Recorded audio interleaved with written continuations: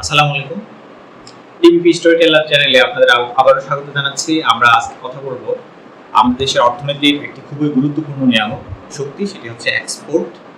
National export নিয়ে আমরা কথা বলবো। এখানে আজকের বিষয়গুলো আমাদের মূলত নিউজ পেপারে পাবলিশড হওয়া কিছু বিষয় এবং কিছু তথ্য নিয়ে আমরা হাজির হয়েছি এবং এগুলো কিছুটা বিশ্লেষণ আমরা করার চেষ্টা করব। আমাদের টিভিপি স্টোরি টেলার চ্যানেলে আমরা যে স্টোরিগুলো দেব, ইকোনমিক নিউজ স্টোরি, এই ইকোনমিক নিউজ স্টোরি অথবা নিউজ স্টোরির অ্যানালাইসিস, এগুলো থেকে আমরা মূলত চেষ্টা করব আমাদের দেশের পলিটিক্যাল, জিওপলিটিক্যাল, ইকোনমিক্যাল এবং পলিটিক্যাল ইকোনমি নিয়ে আলোচনা। তো আজকের ইস্যুটি হচ্ছে মূলত আমাদের দেশের এই যে এক্সপোর্ট প্রসেসিং জোন রয়েছে, যেগুলো বেবজার অধীনে পরিচালিত হয়।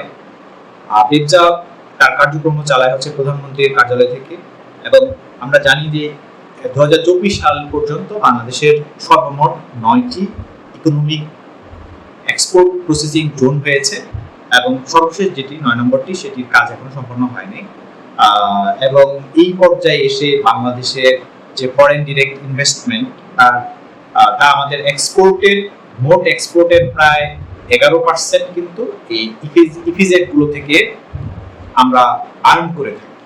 তো এই এক্সপোর্ট ইনকামের ন্যাশনাল যে ইনকাম হয়, সেটি অত্যন্ত গুরুত্বপূর্ণ একটা বিষয়। সরকার প্রতিনিয়তই বলছে এবং সরকার এই বছরও তার রিইটারেট করছে যে সরকার চায় যে বাংলাদেশের যারা শিল্পপতি রয়েছে তারা যাতে করে এক্সপোর্ট প্রসেসিং এর জন্য বা এক্সপোর্ট প্রোডাকশনের জন্য, এক্সপোর্ট প্রোডাক্টস যেগুলো, সেই প্রোডাক্টগুলো east Asian country, middle east এবং ইস্ট ইউরোপ, আফ্রিকান কান্ট্রিগুলোতে যাতে করে তারা বেশি সম্ভাবনা খুঁজে এবং এই সকল জায়গাগুলোতে বা এই সকল লোকেশনে তারা যাতে বিজনেস করার জন্য চেষ্টা চালায় এবং তারা এক্সপান্ড করে যাতে তাদের এক্সপোর্ট এই সব কান্ট্রিগুলো।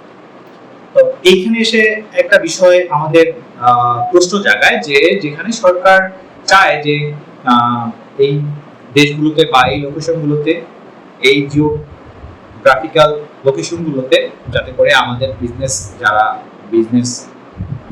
রয়েছে তারা যাতে এই লোকেশনগুলোতে তাদের বিজনেস চালায় এবং সেই জন্য যাতে করে তারা প্রোডাক্ট প্রডিউস করে, সেখানে সরকার কেন গত 3 বছরে আমরা দেখেছি যে খবরে আমাদের সংবাদ থেকে আমরা যেটি পেয়েছি সেটা হচ্ছে এক্সপোর্ট প্রসেসিং জোন থেকে সবচেয়ে লোয়েস্ট ফরেন ডিরেক্ট ইনভেস্টমেন্ট ছিল গত 3 বছরের মধ্যে, যেটা 2022 সাল থেকে কমেছে 3.14%, প্রায় 3%-এরও বেশি কমে এসছে 2022 সাল থেকে 2024 সালে। তাহলে আমাদের foreign direct investment export processing জোনগুলোতে কেন কমে যাচ্ছে? বা তাহলে কি আমাদের বাজারগুলো কারা দখল করছে? আমাদের কি পলিটিক্যাল ইকোনমি অথবা জিওপলিটিক্যাল ইকোনমির যে স্ট্র্যাটেজি যেমন হওয়া দরকার ছিল তেমনটাকে আছে কিনা, এটা আমাদের ভাববার বিষয়। এবং আমরা জানি বেবজা তারা অনেক কিছু চাচ্ছে, তারা চাচ্ছে এবং তারা কিছু সুযোগ সুবিধাও দিচ্ছে। তারা ইতিমধ্যে ট্যাক্স হলিডে ঘোষণা করেছে, তারপরে হচ্ছে শুল্কমুক্ত আমদানি, কাঁচামাল আমদানির বিষয় নিয়ে তারা কথা বলেছে এবং এই সুযোগ সুবিধাগুলোর কথা বলেছে। তারা অনেক ধরনের সুযোগ সুবিধা দিচ্ছে এই এক্সপোর্ট ইপিজেড গুলোতে, কিন্তু এই ইপিজেড গুলোর উন্নয়ন, ইনফ্রাস্ট্রাকচারাল ডেভেলপমেন্টের সাথে সাথে যে স্ট্র্যাটেজিক ডেভেলপমেন্ট প্রয়োজন রয়েছে সেটি কিন্তু খুব একটা দেখা যায় না। গত 3 বছর, 4 বছর, 5 বছর যাই বলেন, এই বছরগুলোতে সরকার চাইলে অনেক অভূতপূর্ব সিদ্ধান্ত নিতে পারতো, যেখান থেকে সরকার, আমাদের দেশ অনেক বেশি রেভিনিউ জেনারেট করতে পারতো।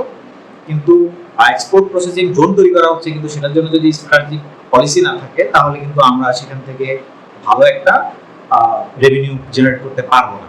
আর আমাদের এক্সপোর্ট ইকোনমিতে গুরুত্বপূর্ণ অবদান তখনই রাখবে যখন আমাদের এই জন্য আলাদা বেবজা যদি শুধুমাত্র সবকিছু তদারকি করছে, যে 9টি এক্সপোর্ট প্রসেসিং জোনের কথা আমরা বলছি, সবগুলোতে বেবজা তদারকি করছে এবং 1983 সাল থেকে এই পর্যন্ত এই 9টা ইপিজেড তৈরি হয়েছে। কিন্তু এর পাশাপাশি বেবজার পাশাপাশি প্রয়োজন ছিল যে ফরেন ডিরেক্ট ইনভেস্টমেন্ট যে কয় ধরনের হয়ে থাকে, মানে এক্সপোর্ট প্রসেসিং জোনগুলোতে সাধারণত ফ্যাক্টরিগুলো 3 ক্যাটাগরির হয়ে থাকে। একটা হচ্ছে গিয়ে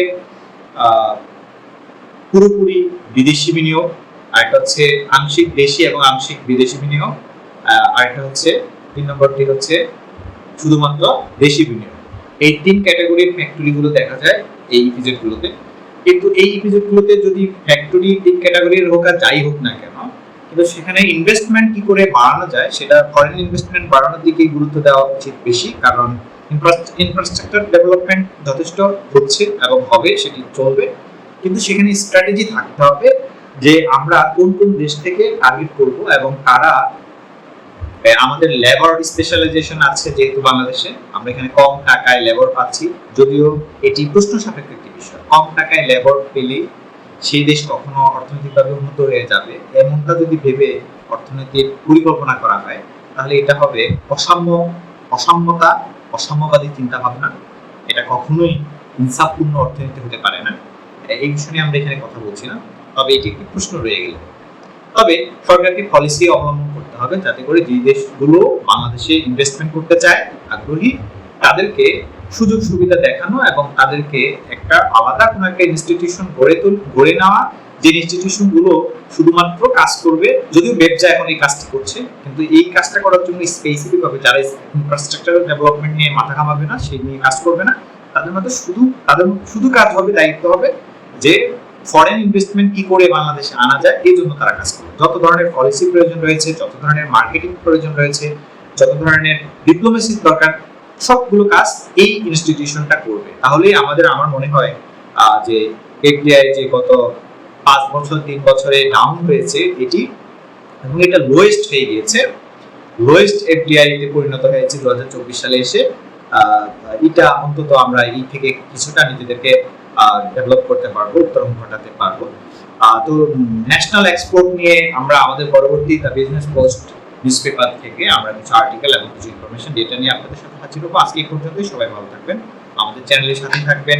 ইকোনমিক, জিওপলিটিক্যাল ইকোনমি এবং ন্যাশনাল ইস্যু নিয়ে জানতে আমাদের চ্যানেলে থাকুন। আমরা আগামীতে চেষ্টা করব আমাদের যারা দর্শক রয়েছেন তাদেরকে প্রতিদিনের বিজনেস ইকোনমির উপর একটা সামারি স্টোরি তাদেরকে উপহার দেওয়ার জন্য।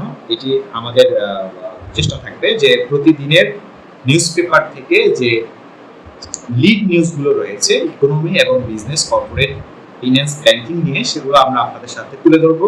কাজেই আমাদের চ্যানেল সাবস্ক্রাইব করবেন এবং এটি শেয়ার করবেন বেশি বেশি, যাতে করে যারা ইকোনমি প্যান অর্থাৎ অর্থনৈতিক খোঁজ খবরগুলো যারা জানতে আগ্রহী, সেটা শিক্ষার্থী হোক, প্রফেশনাল হোক, অথবা যে কোনো ফিল্ডেরই হোক না কেন, যারা আগ্রহী অর্থনীতি নিয়ে আপডেট নিউজগুলো বা লিড নিউজগুলো জানার জন্য, তারা অবশ্যই আমাদের চ্যানেল সাবস্ক্রাইব করবেন।